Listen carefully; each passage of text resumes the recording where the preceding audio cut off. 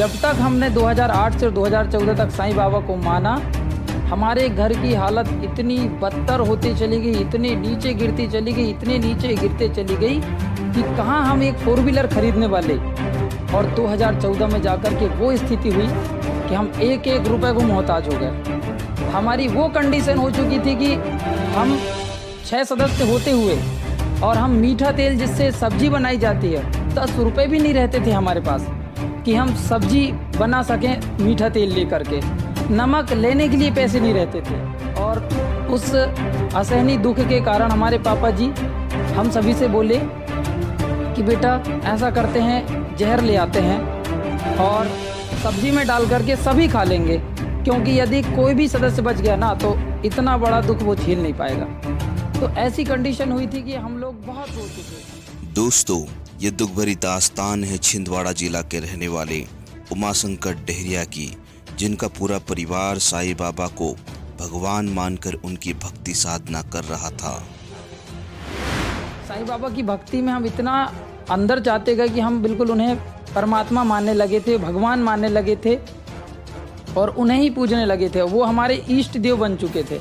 हमारे घर के पूरे सदस्य साईं बाबा को ही भगवान मानते थे। कहा जाता है संत फकीर के दर पर जाने पर भक्त की झोली कभी भी खाली नहीं रहती और उस भक्त की मन की हर मुराद पूरी होती है। लेकिन उमाशंकर के परिवार वालों ने जब से साईं बाबा को पूजना शुरू किया तब से मानो उनकी बर्बादी के दिन शुरू हो गए। धीरे धीरे साईं बाबा की भक्ति में हम इतना अंदर जाते गए कि हम बिल्कुल उन्हें परमात्मा मानने लगे थे, भगवान मानने लगे थे और उन्हें ही पूजने लगे थे। वो हमारे इष्ट देव बन चुके थे। हमारे घर के पूरे सदस्य साईं बाबा को ही भगवान मानते थे। पर 2008 से लेकर के सन 2014, जब तक हमने 2008 से 2014 तक साईं बाबा को माना, हमारे घर की हालत इतनी बदतर होती चली गई, इतनी नीचे गिरती चली गई, इतने नीचे गिरते चली गई कि कहाँ हम एक 4 व्हीलर खरीदने वाले। और 2014 में जाकर के वो स्थिति हुई कि हम एक एक रुपए को मोहताज हो गए। साईं बाबा की भक्ति करते करते उमाशंकर का परिवार इस कदर बर्बाद हुआ कि एक समय के भोजन के लिए नमक और तेल के भी लाले पड़ गए। हमारी वो कंडीशन हो चुकी थी कि हम 6 सदस्य होते हुए और हम मीठा तेल जिससे सब्जी बनाई जाती है 10 रुपये भी नहीं रहते थे हमारे पास कि हम सब्जी बना सकें मीठा तेल लेकर के। नमक लेने के लिए पैसे नहीं रहते थे।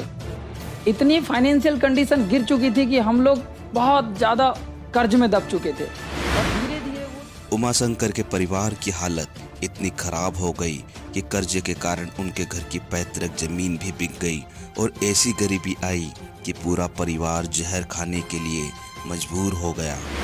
और धीरे धीरे वो 2008 से लेकर के 14 के बीच में, सन 2014 के बीच में हम लोगों की ये हालत हो गई कि इतना कर्ज बढ़ा, इतना कर्ज बढ़ा, इतना कर्ज बढ़ा कि उस कर्ज से हमारी पहले 12 एकड़ खेती थी। फिर 2014 आते आते साईं बाबा की भक्ति करते करते 6 एकड़ खेती बिक गई और बहुत ज़्यादा परेशान हो गए। उस परेशानी से आकर के हमारे पापा जी का कोई भी बीच समाज में या फिर उनके बिरादरी के बीच में इतनी बुरी बेइज्जती कर देता था कि हमें सहन नहीं होता था। और उस असहनीय दुख के कारण हमारे पापा जी हम सभी से बोले कि बेटा ऐसा करते हैं, जहर ले आते हैं और सब्जी में डाल करके सभी खा लेंगे, क्योंकि यदि कोई भी सदस्य बच गया ना तो इतना बड़ा दुख वो झेल नहीं पाएगा। तो ऐसी कंडीशन हुई थी कि हम। फिर एक दिन उमाशंकर के पास एक व्यक्ति का फोन आया जो उनकी सारी स्थिति से परिचित था। उसने उमाशंकर को ज्ञान गंगा पुस्तक देते हुए कहा कि इस पुस्तक से आपके सारे दुखों का निवारण हो जाएगा। पर उन्होंने अचानक से 2014 में मुझे फ़ोन लगाया और मेरे पास जब फ़ोन आया मैंने पूछा कि आप कौन हैं। वो बोलते हैं कि मैं अशोक शाहरे छिंदवाड़ा से बोल रहा हूँ। तो मुझे पहचानने में देर नहीं लगी और मैंने उन्हें कहा नमस्ते चाचा। फिर उन्होंने कहा कि नमस्ते, बोले आप कैसे हैं। तो मैंने बोला कि सब बढ़िया है, क्योंकि मुझे नहीं लगा कि मुझे बताना चाहिए, मैंने नहीं बताया। पर उन्होंने कहा कि बोले आपके गांव के किसी एक लड़के ने, संजय यादव नाम है उस लड़के का, उसने बताया कि आपकी बहुत ज़्यादा हालत ख़राब है और आपकी बहुत ज़मीन बिक गई, आपके घर में खाने के भी वांदे हो चुके हैं, आप शायद एक टाइम खाते हो तो दूसरे टाइम खा पाते हो कि नहीं, वो बोल रहा था। तो मैंने कहा कि जब इन्हें सब कुछ पता है तो बता देना चाहिए। मैंने बताया कि हाँ जी, ऐसी हालत है कि जो उसने आपको बताया वो आधा ही बताया है, उससे ज़्यादा दुगनी हमारी हालत ख़राब है, हम तो जहर खा के मरने वाली कंडीशन में हैं। तो उनने कहा कि आप छिंदवाड़ा आइए और एक पुस्तक ले जाइए, ज्ञान गंगा, और वो पुस्तक पढ़ना, आपकी सारी समस्या हमेशा के लिए समाधान हो जाएगी। मैं आया छिंदवाड़ा उसी काम से पुस्तक लेने के लिए।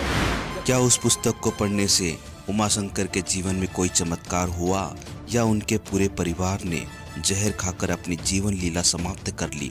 पूरी कहानी जानने के लिए बने रहिए वीडियो के अंत तक। और अगर आपको ये वीडियो पसंद आता है तो वीडियो को लाइक और चैनल को सब्सक्राइब कीजिए, साथ ही बेल आइकन को भी प्रेस कीजिए ताकि हमारी आगे आने वाली वीडियोस की नोटिफिकेशन आपको समय पर मिल जाए।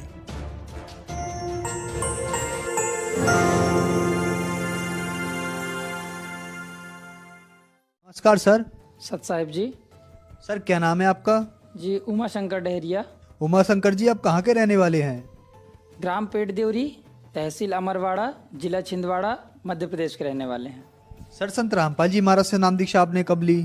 संत रामपाल जी महाराज जी से नाम दीक्षा हमने सन 2014 में ली है।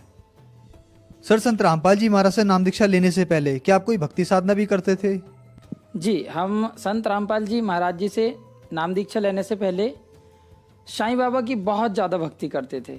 लगभग हर महीने में हमारे परिवार से कोई ना कोई शिरडी चले जाता था, या तो पापा जी या बड़े भाई साहब या फिर मैं या फिर हम मम्मी, मगर हर महीने, हर 1.5 महीने या 2 महीने के बीच में हम बहुत जाया करते थे।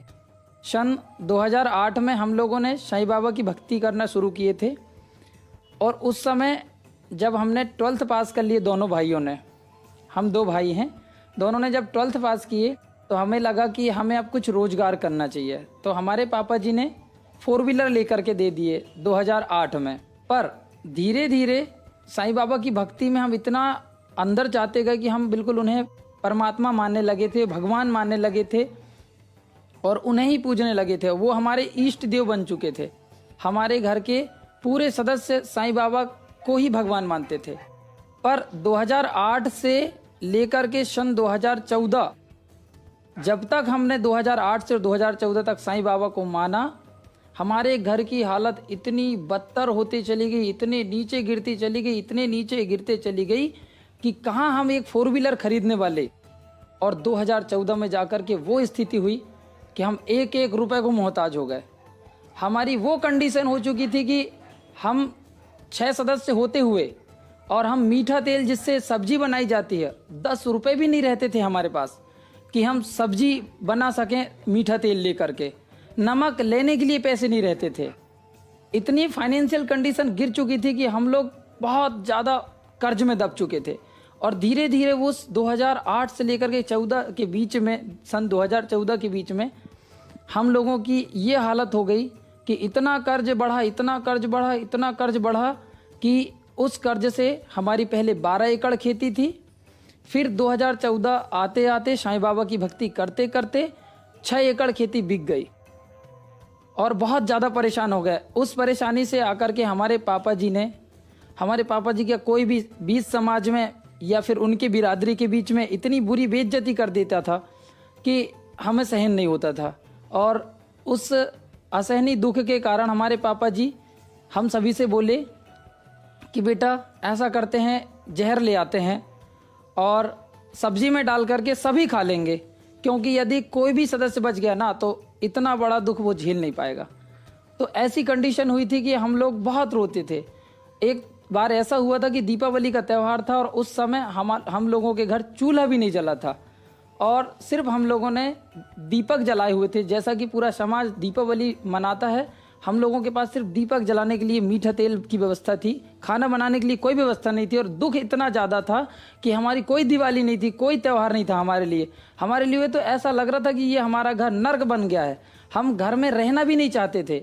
हमें लगता था कि जितना ज़्यादा हो बाहर रहें, बाहर के लोगों के साथ रहें, लेकिन हमारे घर पे ना रहें।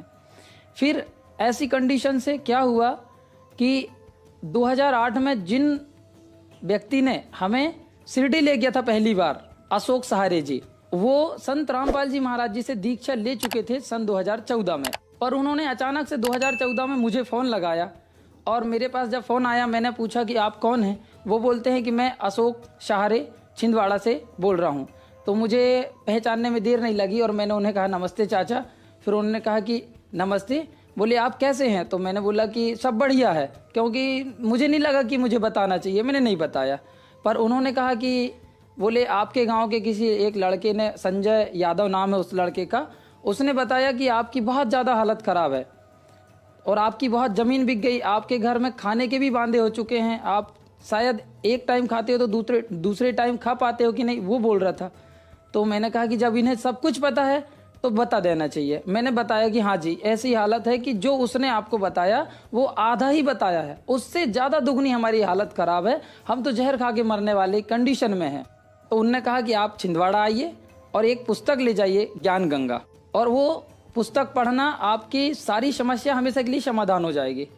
मैं आया छिंदवाड़ा उसी काम से पुस्तक लेने के लिए। जब पुस्तक लिया उस पुस्तक को मैंने पढ़ना चालू किया और साधना चैनल में 7:30 बजे सत्संग आता था, संत रामपाल जी महाराज जी का सत्संग आता था। वो जब पापा जी 8-10 दिन हो चुके सत्संग देखते हुए तो उन्हें ऐसा लगने लगा कि हमारा दुख तो कुछ नहीं है, बंदी छोड़ सदगुरु संत रामपाल जी महाराज तो हमारे दुखों से भी बड़ा दुख, दोगुने दुख वालों को के भी दुख दूर करते हैं, तो फिर तो हमारा दुख भी दूर हो जाएगा। उन्हें विश्वास होते गया और मैं भी ज्ञान गंगा पुस्तक पढ़ करके मुझे भी विश्वास होते गया। फिर जब हमने मन बनाया सदगुरु रामपाल जी महाराज की शरण में जाने का तो हमारे पास किराया नहीं था। हम लोगों ने देखा कि गांव में हम कहीं कहीं हमारे पापा जी गए जिनसे वो चाहते थे कि हमें 1000 रुपये मिल जाए, भले ही 10% के ब्याज में मिल जाए, पर हमारे गांव में किसी ने 1000 रुपये भी नहीं दिया। आखिरकार वो हार गए और ऐसा दुख हुआ हमें कि हम अब कैसे जाएंगे, महाराज आपकी शरण में आना है। हम लोगों ने और मैंने, मतलब पापा जी ने और मैंने, हमने अंदर आत्मा से सदगुरु रामपाल जी महाराज को प्रार्थना किए और उस ज्ञान गंगा पुस्तक के जो पृष्ठ पर सदगुरु रामपाल जी महाराज जी का फोटो लगा उसको मैंने प्रणाम किया और कहा कि मालिक आप इतने सारे चमत्कार करते हो तो एक चमत्कार ऐसा करो कि आप ही हमें बरवाला लाने के लिए, आप बरवाला आश्रम तक पहुंचाने के लिए पैसे दो। तो वैसा ही हुआ कि हमारे साथ क्या हुआ कि अचानक से एक हमारे पास का एक गांव का एक लड़का आया और बोलता है कि आपकी गाड़ी हमें किराए पे चाहिए, भाड़े पे चाहिए, हमें एक जगह जाना है जो छिंदवाड़ा के पास छोटा महादेव बोलते हैं, जमनिया गांव में है वो, वहाँ हमें जाना है और झालर का कार्यक्रम है। तो मैंने कहा कि ठीक है हम गाड़ी ले जा लेते हैं, 1500 रुपये हम आपसे लेंगे। उन्होंने कहा कि ठीक है 500 अभी ले लो डीजल के लिए, 1000 हम आपको सुबह देंगे। हमें लगा कि ये परमात्मा का चमत्कार है और हमें ले लिए हमने 500 रुपये। अब हमें जब मालूम था कि हमारी गाड़ी में तो टायर इतना ख़राब है कि 3 टायर सही है और एक टायर जो लगा वाला है उसमें ट्यूब दिख रहा है बाहर, फटा हुआ एकदम बाहर दिख रहा है, उसकी 1 किलोमीटर जाने की कंडीशन नहीं है, खाली ड्राइवर अकेले में भी। लेकिन वैसी स्थिति में हमें 20-25 लोगों को लेके जाना है। तो फिर मैंने अंदर से प्रार्थना की सदगुरु रामपाल जी महाराज जी से कि हे भगवान, मेरे पास तो स्टेपनी भी नहीं है जो अलग से टायर रखा रहता है, और ये 4 टायर हैं, इनमें 3 टायर तो अच्छे हैं, एक टायर इतना ख़राब है कि 1 किलोमीटर भी गाड़ी नहीं जाएगी और जाना है लगभग 40-50 किलोमीटर। तो मैंने प्रार्थना किया और इसके बाद मैं चला गया उनके घर से, उन सभी को बिठाला और ऐसे गई वो गाड़ी जैसे कोई, क्या मालूम वो ज़मीन पर भी वो टायर लग रहा है कि नहीं। फिर ऐसा हुआ कि हमारी गाड़ी ना तो पंचर हुई ना कुछ हुआ और हम पापा जी को लेकर के उनसे पैसे लेकर के और ट्रेन में बिठा दिए। पापा जी जब आश्रम से आए दीक्षा लेकर के, फिर इसके बाद में उस दिन इतनी बरकत हुई, सिर्फ उसी दिन जिस दिन हमारे पापा आश्रम से लौटे थे उसी दिन हमारे पापा जी एक छोटे से कर्मचारी हैं जो पशुओं का इलाज करते हैं, तो उनके पास एक फ़ोन आया कि हमारी भैंस बीमार है कहीं से। तो पापा जी इलाज करने गए तो लगभग 200-300 रुपये वहाँ से लाए। ऐसे कर करके एक फ़ोन के बाद दूसरा, दूसरे के बाद तीसरा, तीसरे के बाद चौथा, चौथे के बाद 5वां।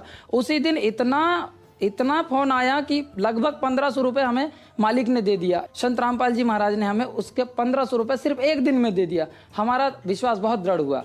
फिर अगले सत्संग में लगभग उनके 1 महीने बाद 2014 में ही मैं संत रामपाल जी महाराज की शरण में गया और मैंने भी वहाँ बरवाला आश्रम में नाम दीक्षा लिया। सर, संत रामपाल जी महाराज से नाम दीक्षा लेने के बाद आपको भी कुछ लाभ प्राप्त हुए? संत रामपाल जी महाराज जी से दीक्षा लेने के बाद हमारे पास बहुत चमत्कार हुए। एक दिन की बात बताना चाहता हूँ। जब मेरी शादी हो चुकी थी तो लगभग शादी होने के बाद मेरी पत्नी को गर्भधारण हुआ, तो 3 महीने के बाद वो अपने आप ब्लडिंग चालू हो गई और गर्भपात हो गया। और फिर हम लोग वैसे निराश होकर के कुछ नहीं किए हमने कि चलो ठीक है ऐसा ही है। ऐसे कर कर के लगभग 2 से 3-4 बार यही हुआ कि लगभग 3 महीने के गर्भ हमारा खराब हो जाता था। सदगुरु रामपाल जी महाराज जी से मैंने प्रार्थना किया कि हे भगवान, क्या मेरा बच्चा नहीं हो सकता है क्या? पर ऐसा हुआ कि उस बार भी एक बार और गर्भधारण हुआ और लगभग 3 महीने होते ही वो भी ब्लडिंग चालू हो गई। तो सुबह सुबह का समय था, लगभग 7 बज रहे थे उस समय, 7:30 बजे का टाइम था। मुझे जब मेरी पत्नी ने बताया कि मेरी तो ये ब्लडिंग चालू हो गई है और शायद ये बच्चा भी हमारा नहीं रह पाएगा, तुरंत मैंने मोटरसाइकिल पे अपनी पत्नी को बिठाला और छिंदवाड़ा एक हॉस्पिटल के जाने के लिए मैं निकला। तो रास्ते में मुझे लगा कि मुझे परमात्मा बंदी छोड़ सदगुरु रामपाल जी महाराज को प्रार्थना करनी चाहिए। तो मैंने उन आश्रम के नंबर पे संत रामपाल जी महाराज से प्रार्थना किया। उन्हें बताया कि मेरे लगभग 3-4 बार अपने गर्भधारण जो मेरी पत्नी का हो रहा था वो अपने आप गर्भपात हो जाता है, लेकिन महाराज इस बार भी 3 महीने का है और यह भी खराब होने वाला है। संत रामपाल जी महाराज आप दया करें। तब उनकी दया हुई, उन्होंने कहा कि बेटा आप डॉक्टर के पास जाओ, परमात्मा दया करेंगे। मुझे विश्वास हो गया कि अब इस बार तो हमें बच्चा होके रहेगा, और वो बच्चा हुआ भी।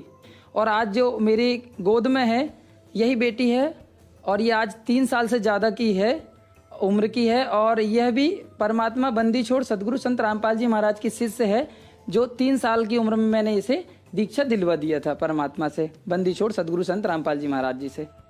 जब मैं सदगुरु रामपाल जी महाराज जी से नहीं जुड़ा हुआ था तब मेरी कंडीशन ये थी कि मैं एक ड्राइवर के रूप में था, जो पूरा समाज मुझे देखता था और मुझे मतलब मेरी कोई इज्जत नहीं करते थे। ड्राइवर और कंडक्टरों की कोई इज्जत नहीं होती है, उस नज़र से वो मुझे देखते थे। पर परमात्मा बंदी छोड़ सदगुरु रामपाल जी महाराज जी से नाम लेने के बाद एक दिन जब मैं एक इंटरव्यू के लिए गया कंपनी में, तो उस इंटरव्यू में मैंने पास किया और मेरी जॉब लगी। पर 2-3 जगह ट्रांसफ़र होने के बाद और पूरा स्टाफ शराब और मांस खाता था और शराब पीता था, तो मुझे वो पसंद नहीं था। मैंने रिज़ाइन दे करके आ गया कि मुझे ऐसी जॉब नहीं करनी जिससे मैं ऐसे गलत आदतों पे पड़ूं। और वहाँ से रिज़ाइन देने के बाद मैं बेरोजगार हो गया। फिर मैं एक दिन एक कंप्यूटर चलाने वाले के पास गया और मैंने बोला कि आप मुझे कंप्यूटर सिखा दें टाइपिंग करना हिंदी में, ताकि मैं एक जॉब कर सकूं कुछ, क्योंकि मुझे हिंदी टाइपिंग के लिए जॉब मिल रही थी। तो उनसे मैंने कहा और उन्होंने कहा कि ठीक है। 8 दिन के लिए मैं 8 दिन तक उनके पास कंप्यूटर सीखते रहा। 8वें दिन जब मैंने उनसे बोला कि आप मुझे कोई आपके ही ऑफिस में जॉब के लिए रख लो, मुझे जॉब की बहुत ज़रूरत है, मुझे पैसों की ज़रूरत है, रख लीजिए। उन्होंने कहा कि आप इंग्लिश मीडियम स्कूल में पढ़ाओगे? मैंने कहा कि मैंने तो हिंदी मीडियम स्कूल में भी नहीं पढ़ाया एक भी दिन, फिर मैं इंग्लिश मीडियम स्कूल में कैसे पढ़ाऊँगा, जहाँ इंग्लिश ही इंग्लिश है। मैं हिंदी मीडियम में नहीं पढ़ाया तो इंग्लिश मीडियम में कैसे पढ़ाऊँगा? तो उन्होंने कहा कि मुझे विश्वास है आप पढ़ा सकते हो, क्योंकि आप पढ़ा सकते हो मुझे लग रहा है। तो मैंने कहा ठीक है, आप जिनका स्कूल उनसे मेरी बात कराइए। वो जिनका स्कूल है वो छिंदवाड़ा के ही रहने वाले हैं और संतोष साहू उनका नाम है। वो वहाँ गया मरवाड़ा और उन्होंने मुझे बुलाया। जब मैं उनके सामने गया उन्होंने मुझे पूछा कि क्या आप पहले किसी स्कूल में पढ़ा चुके हो? मैंने कहा कि नहीं, मैंने तो हिंदी मीडियम में भी नहीं पढ़ाया है। उन्होंने कहा कि फिर हमें आपकी कोई ज़रूरत नहीं है। फिर मुझे लगा, मैंने उनसे कहा कि देखिए आप मुझे मौका दीजिए 15 दिन का, मैं आपको अगर अच्छा काम करके नहीं दिखाया तो आप 16वें दिन मुझे काम से निकाल देना और 15 दिन की तनख्वाह दे देना। उन्होंने कहा कि ठीक है, अगर आप ऐसा रिक्वेस्ट करते हो तो 1 महीने का समय देता हूँ। अगर 1 महीने में आपने अच्छा किए तो मैं आपको हमेशा के लिए रखूँगा, वरना आपको बोले मैं 1 महीने की सैलरी दूंगा। मैंने कहा ठीक है।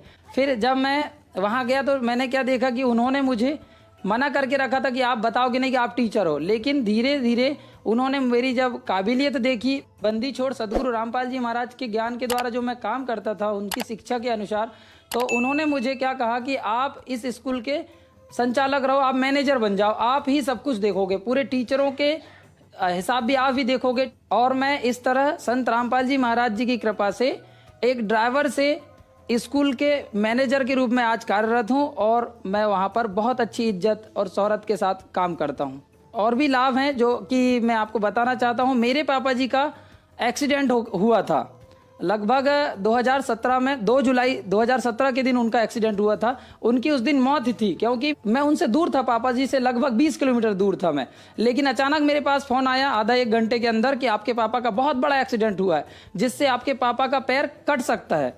जब एक्सीडेंट हुआ तो पापा जी का पैर पूरा टूट चुका था, पूरा जो पंजा था नीचे का पूरा ऐसा मांस बगरा हुआ था नीचे का और ऊपर का कि पैर की उंगलियां और अंगूठा पूरा ऐसा टूट चुका था कि पूरी हड्डियां दिख रही थी। जब हमने डॉक्टर के पास ले गए, डॉक्टर ने ऐसे इशारा किए थे, एक दूसरे से बात कर रहे थे, जैसे लग रहा था कि अब पैर कटेगा। पर हमने मन ही मन बंदी छोड़ सदगुरु संत रामपाल जी महाराज का जाप किया। उनने जो हमें मंत्र दिए थे उनका जाप किया और उनसे हम मन से ही प्रार्थना की कि मालिक आप ही रक्षा करो, हमारे पापा का पैर बचना चाहिए और वो वैसे ही रहना चाहिए जो पहले थे। तो वैसा ही हुआ कि हमारे पापा जी का पैर उन्होंने ज्यों का त्यों सिल दिया, ऑपरेशन किया, ज्यों का त्यों सिल दिया। और जब फिर इलाज होते होते मैं उन डॉक्टर ने कहा कि आपके पापा जी की जो पैर की चमड़ी है वो खराब हो चुकी है, अब पंजे में हो सकता है नई चमड़ी ना आए, तो आपके पापा के जो जांघ का चमड़ा है वो काट करके हम और पंजे में लगाएंगे। हमें लगा कि अब एक तो पहले से ही घाव है पाँव में, पंजे में और जांघ में घाव बन जाएगा। हमने संत रामपाल जी महाराज जी से प्रार्थना की फ़ोन पे, कहा कि मालिक ऐसा ऐसा है कि वो जांघ का चमड़ा काट करके और पैर में लगाने के लिए बोल रहे हैं पंजे में, आप ही दया करो। उन्होंने कहा कि कोई बात नहीं बेटा, आप ना करवाओ वैसा, आप घर ले जाओ, घर जाओ और सिर्फ आप उसकी सफाई करते रहो, उसमें दवा लगाते रहो, वैसे ही आ जाएगा पैर का चमड़ा और ठीक हो जाएगा, कुछ नहीं होगा, आप मंत्र का जाप करो। और वैसा ही हुआ। हमारे पापा जी आज उसी पैर से खड़े होकर के और बढ़िया चलते हैं और संत रामपाल जी महाराज जी की कृपा से आज हमारे पापा फिर से उसी पैर में खड़े हैं और बढ़िया चलते हैं। वो पैर ज्यों का त्यों हो गया है।